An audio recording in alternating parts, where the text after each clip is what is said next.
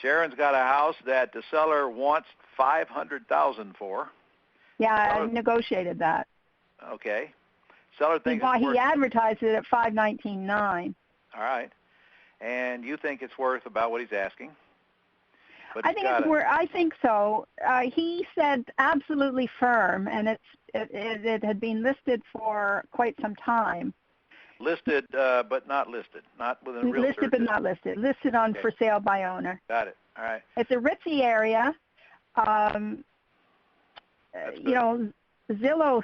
He's renovated it since, so the Zillow ads are all wrong. And 2 realtors told him it was worth the $519,900, but you know he knows about what that means.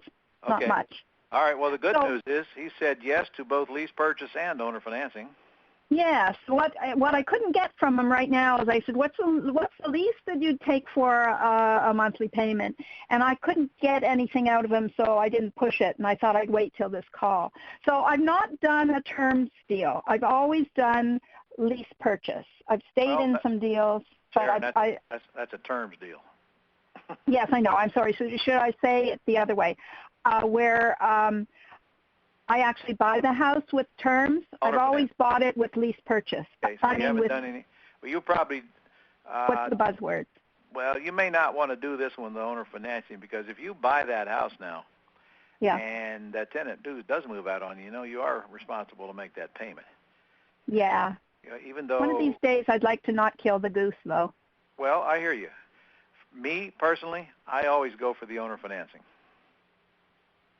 Right. Well, you've got money behind you that you don't mind. Yeah, but no, if I go for the owner financing, there's only 2 types of deals that I'm going to get. Either the seller is going to let me in with little or nothing down, in which case I fully intend to close it immediately to protect the deal. However, I'll still build in a clause that says my payments to them start 30 or 60 days after I install a buyer in the house. They're still going to know my intent. So I'm still not. That's what I'd like to do, and I don't think he'll charge me anything down.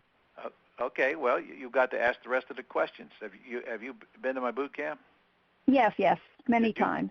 Did you get my new term system last week? Yes, I got it before you even did this call. Okay, good. Then call. You know that the scripts are right in there. Now you got to get this guy. You got to get him to the conclusion on what kind of terms he will accept. So at this point, you should go make an appointment on this house and go out and sit down with him face to face and get those key questions answered. How much down? How much per month? How long a term? And the lowest price you could take. Well, I've already got one of those 3. Got nothing. I know that he won't ask for any down payment. I know. So I only have one left, which is monthly payment. So, like I said, normally what I do. Almost done. Just I know, but but normally what I do is I sell them on me lease purchasing it from them. So what? Change your words. Here's what I do. When we get into discussion, I say, would you rather lease it to me or would you rather I buy it? And they almost always say buy it. You buy it. Well, he'll say buy it. Then wait. Now listen to me. Don't interrupt me. Listen to me. And then I say, yeah, I know. And then I say, all right. Well, then I'll buy it. But I'll buy it with owner financing, and we'll create a term by which we'll get it cashed out.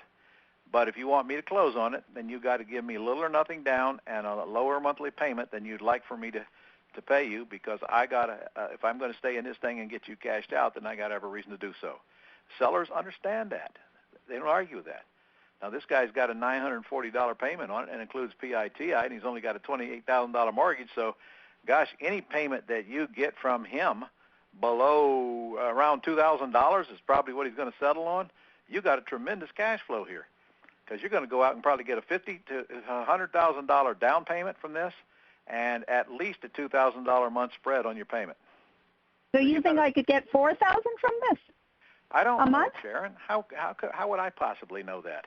Yeah, you wouldn't know that. It's a $520,000 house, and you're selling it with terms, so you can always get a higher payment than you can if they go to the bank. But remember, I'm talking PITI now, not just P&I. Right. So then I actually have to go and pay and I actually have to have the title transferred to me, right? Yes, of course. You don't have to have. That's exactly what you want. When you own the house, you're in a way better position.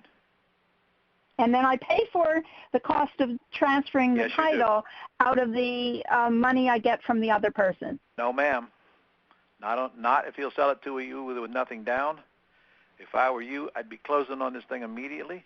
I'd pay Why? to protect the deal, Sharon, and to get him out of your life. If you buy the house, it's your house. You no longer need his permission to do anything.